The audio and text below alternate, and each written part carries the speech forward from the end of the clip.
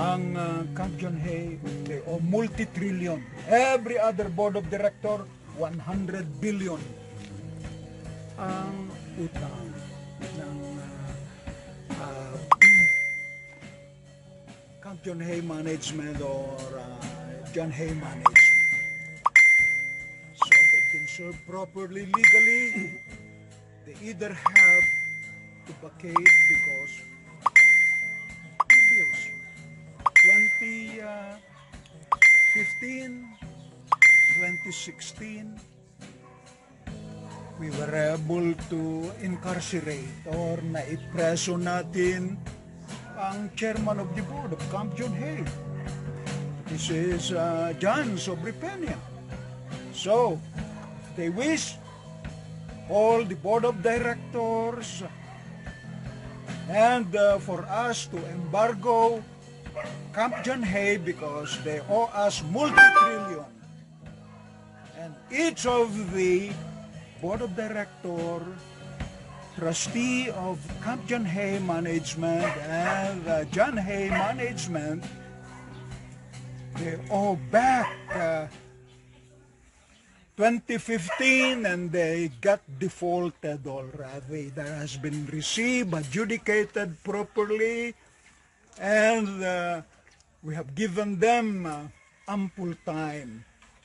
The gestation or the reglementary time which is officially given to them is only like about 45 working days. We have given them for years to be able to compromise with us. It's the right time for us to use the proper foreclosure, embargo, and the warrant of arrest to each and every one of the corrupt and people who are actually illegal settler, squatters of this property. Family owned. The Tagian Talano family owned Camp John Hay and John Hay Management. Probably I can mention so that you will understand that back in 1903, 1904, this has been leased by the Italiano Tagian family to the U.S. government, 7,500 hectares. Again, it's 7,500 hectares. Then, that was Benguet because these are forest land and pasture land owned by the Tagian Taliano family. Has been at the same time given to family members that we know, like the Cariños. They're given a little portion of land, Molintas or Dangwa, or probably the other family, friends and members of the Italiano Tagian family. Make no mistake, the 7,500 hectare that has been leased to the U.S. government is now called Camp John Hay. And more so, it was also chartered here in Benguet in 1909. Baguio City is chartered. And now, all these agreements matured. The lease agreement between the Italiano Tagian family and the U.S. government matured in 2009. 2009 was the maturity. And make no mistake, the chartered Baguio City in 1909 Baguio City has been cadastral torrent surveyed, and it's only 7,418 hectares. That's how big it is. In short, the 7,500 lease to the U.S. government in 1903 is even bigger than Baguio City, because Baguio City itself is only 7,418 hectares. And let it be. Who do you think have the ancestral domain ownership? It's the Hacienda Filipina Archipelago. And it's owned by the Tagyang Talano. No other title ownership. Baguio City is actually all tax declaration. If somebody had a title ownership, it's just a possession document. Again, I would like to emphasize, even the biggest developer today, SM Management, by Henry C. and family, here in Baguio, that occupies now 9 hectares. At SM, it's tax declaration. There is no, again, title ownership of anyone here in Baguio. So, this property belonged to the Tagyan Talano family, and it's our willingness and it's our mission to give it to every other homesteader. If it's residential, we give it to settlers. They own that property, will convey it to them on a cadastral torrent survey with a title insurance policy that indeed they will have their own property. We will convey it to them. We are not selling this property. Perhaps they will only pay their little legal expenses, administrative fee, and the cadastral torrent survey of ownership. So, wala nang. There will be no homeless Filipino, especially resident here in Baguio City and Benguet. Everybody will have a massive housing for everyone. And there will be a property of every born Filipino as long as they wish to come and put up their own residences.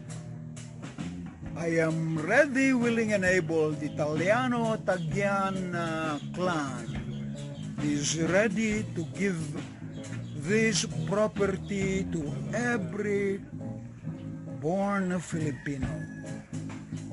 All of us own this beautiful Hacienda Filipina Archipelago, the eminent ancestral domain of OCT T01-4. And that's our mission, to uplift the life of every Filipino.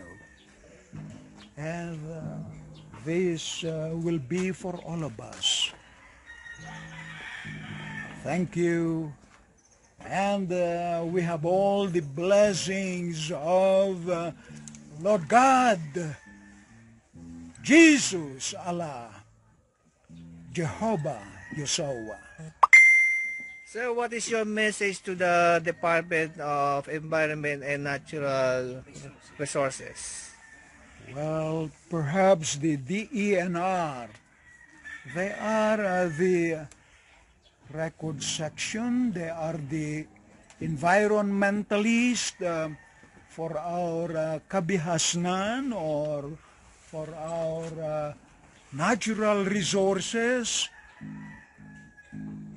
I would suggest, please, don't be part of as if you employees of the DENR, you are the one now cadastraling the property, trying to document as if you own the property. You don't own that property. You're basically employees working with our natural resources. You are the archive section. And that's my suggestion to you. Anybody, anyone among you, among your officers who try to meddle with the documentation and trying to title anyone of this property, please report it to the authorities, because I wanted them all to be disciplined. You cannot work with the DENR if you are not an environmentalist. You just have to remain as record section and to be able to safeguard our kabihasnan, our natural resources. Tama po ba na ang DNR ay nagbabayad daw ng buwis sa BCDA? Ano po ba ibig sabihin ng BCDA? Alam mo, itong mga Bases Conversion Development Authority, business lang yan ng mga mayayaman. Huwag na ninyong pagbobolahin ng mayoryang Filipino or the whole Filipino people. You are not a government entity. Make no mistake. You knew your obligation to the Tagyan Talano clan or with the holding bank of Alpha Omega World Development Marshall Program.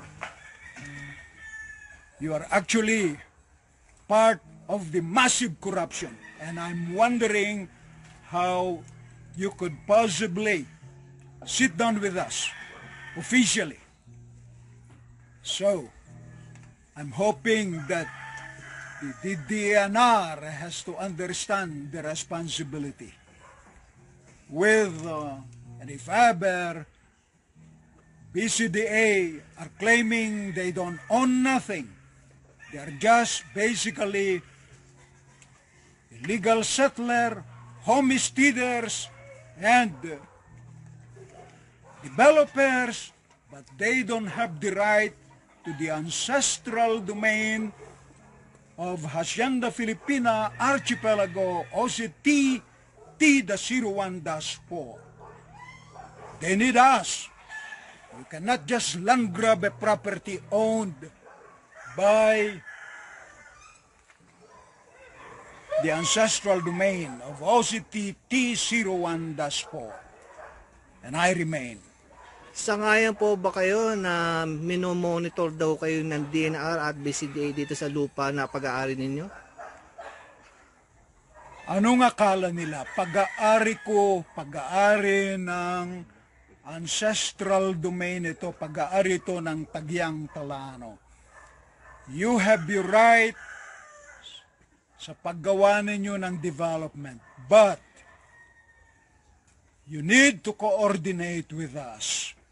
Kailangan pag-usapan natin ito because hindi kayo pwedeng mag-land grab lang ng property dahil walang government property dito. What if, sir, paano kung ang dating sa atin ng mga taong parang sinusundan tayo dito? Security risk na. Ano pa ang pwede niyong gawin? Wala, itong mga yaan, mga gwardya lamang yan na bayaran. Ay hindi pwede ng ganyan. Kami naman nandito lamang, hindi kami gumagawa ng anuman, hindi tayo gumagawa ng gulo. Ang importante lang dito, maisaayos natin ito. At kung gusto niyo, you have to go by the law. And gusto kong makausap ay ang mga direktor mismo ng